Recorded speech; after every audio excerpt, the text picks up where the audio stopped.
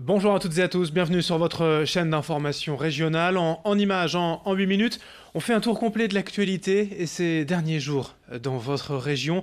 On va démarrer par la mobilisation de plusieurs élus, des sénateurs et des maires, dans la lutte contre le protoxyde d'azote, ce gaz hilarant utilisé et comme drogue par certains jeunes. 5 nouveaux cas potentiels ont été décelés cette semaine dans le Nord et le Pas-de-Calais. Une information ont dévoilé jeudi lors d'une réunion de sénateurs et de maires de la région. Une quinzaine d'élus ont déjà pris des arrêtés municipaux interdisant la vente du proto aux mineurs, mais pour être efficace, il faut aller plus loin.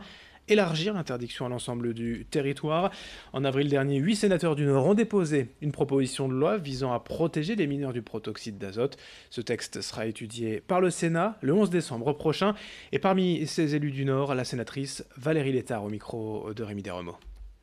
Il faut aujourd'hui ne pas rendre possible la revente de ces produits pour des usages détournés, c'est-à-dire autres que pour ceux pour lesquels ils ont été faits. Donc ça, c'est important. On interdit la vente aux mineurs. Il faut aussi faire en sorte d'inscrire des pictogrammes sur ces capsules qui montrent la dangerosité de ce produit lorsqu'il n'est pas utilisé pour ce pourquoi il était fait. Donc ça, c'est important aussi. Et ensuite, nous rencontrerons le cabinet de la ministre parce que ça passe pas par la loi. Mais il nous semble qu'il est absolument indispensable à ce stade de lancer une campagne de sensibilisation et d'information avec le concours des maires, mais aussi au niveau national, pour informer de la dangerosité du protoxyde d'azote quand il est en tout cas détourné de son usage normal. Dans l'actualité des prochains jours, on va beaucoup parler aussi de grève et de manifestations avec en point d'orgue la mobilisation nationale du 5 décembre. À la SNCF dans la région, la journée s'annonce particulièrement chaotique. On fait le point avec Xavier Silly. La France immobilisée, c'est ce qui va se passer le 5 décembre prochain. Une première journée de grève interprofessionnelle et reconductible va s'installer pour dire non à la future réforme des retraites. Et la région devrait être particulièrement impactée. Le trafic ferroviaire dans les Hauts-de-France va s'arrêter selon Franck Dersin, le vice-président à la région en charge des transports. Dans un tweet de ce mercredi, il affirme que du 5 au 9 décembre, je cite, probablement aucun train, ni TER, ni TERGV, ni TGV, ni Eurostar ne circulera. L'élu a même été jusqu'à parler d'une des grèves les plus dures qu'on ait jamais vues en France, avec entre 0 et 5% de trains roulants dans la région. Un blocage donc massif. Du côté de la SNCF, on se refuse à commenter ce tweet, indiquant tout simplement que le plan de transport n'est pas encore connu et qu'il le sera 48 heures avant le début de la grève. Les défenseurs des usagers de train commencent en tout cas à se mobiliser. À Lille, Arnaud Vanel de l'association Trainlife a lancé une plateforme de covoiturage pour aider les usagers dès le 5 décembre à rejoindre leur destination. Pour la découvrir, rendez-vous sur le site internet qui est affiché juste en bas de cet écran. La mobilisation sociale du jeudi 5 décembre, on en reparlera bien évidemment d'ici là dans nos prochaines éditions. En image également la manifestation des étudiants ce mardi à Lille contre la précarité du quotidien. Toutes les organisations étudiantes avaient appelé à la mobilisation pour faire connaître au public les situations actuelles de beaucoup d'entre eux en France, mais aussi et surtout pour dénoncer les récentes mesures du gouvernement, des mesures ayant un impact direct sur leur budget.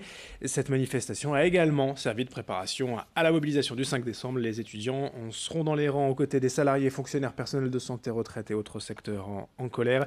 Des étudiants de plus en plus nombreux d'ailleurs à rejoindre les restos du cœur pour manger. Explication recueillie par Jerry Jouot de Fer.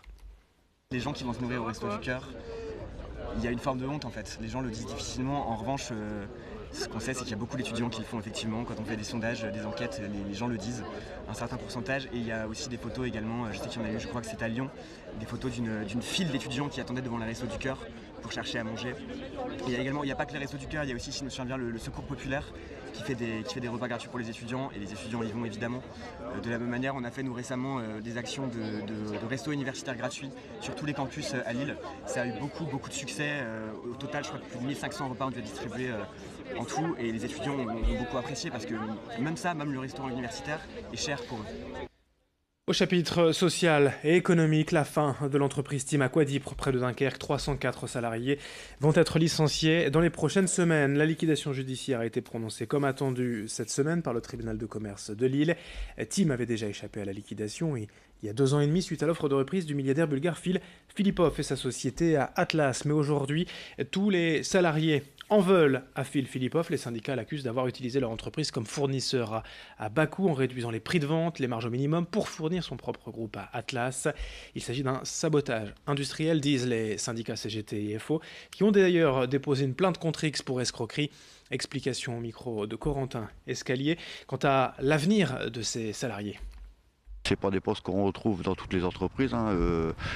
Des casseurs de grains, c'est propre à Team. Voilà quoi. Donc oui, il va falloir une formation pour ces gens-là. Et puis je veux dire, pour d'autres, ça va être un petit peu plus compliqué vu ils n'ont jamais sorti de chez Team, quoi. Donc ils ne connaissent pas les entreprises extérieures et voilà quoi. Donc c'est des gens, ils sont rentrés pour, on va dire, une majorité, hein, qui sont rentrés chez Team à l'âge de 16 ans, 17 ans pour certains, qui ont 30 ans d'ancienneté. Voilà quoi. Donc ça va pas être facile à rebondir pour ces personnes. Et puis une fin d'édition plus légère, plus heureuse. Avec les fêtes de Noël reviennent aussi les visites merveilleuses à Saint-Omer dès ce dimanche jusqu'au 1er mars. l'Audomarois va vivre au rythme de la 3e édition d'un événement rassemblant 26 rendez-vous merveilleux. Des balades gourmandes, des visites en bus ou des tours en bateau, des soirées de Noël et pour la Saint-Valentin. Aussi beaucoup de surprises, des événements dont vous découvrirez parfois le programme au tout dernier moment. Les visites merveilleuses, c'est chaque vendredi et samedi un rendez-vous différent, gratuit ou pour 5 €, mais il faut réserver. Tout le programme est sur tourisme-saintomer.com et au micro de Morgane Rélan. Nous, on a considéré que le territoire était merveilleux parce qu'il incarnait par les lieux. On est surpris parfois à chaque bout de rue, dans des petits villages dans lesquels on n'a pas l'habitude d'aller. On considère finalement que qu'on soit habitant ou qu'on soit touriste, on découvre des choses sur ce territoire. Et que quand l'hiver vient, on a toujours l'impression que la saison touristique s'éteint. Or, sur ce territoire, quand on visite le Marais l'hiver, c'est une autre saveur, c'est une autre histoire qui vient à nous. Et quand on arrive sur des périodes de Noël, on estime que le territoire incarne la période de Noël. Et que donc, quand on veut devenir une destination touristique, il faut exister toute l'année. Et que quand un territoire le permet naturellement, il faut le faire. Fin de ce journal, merci de votre fidélité. D'autres infos à suivre dans un instant.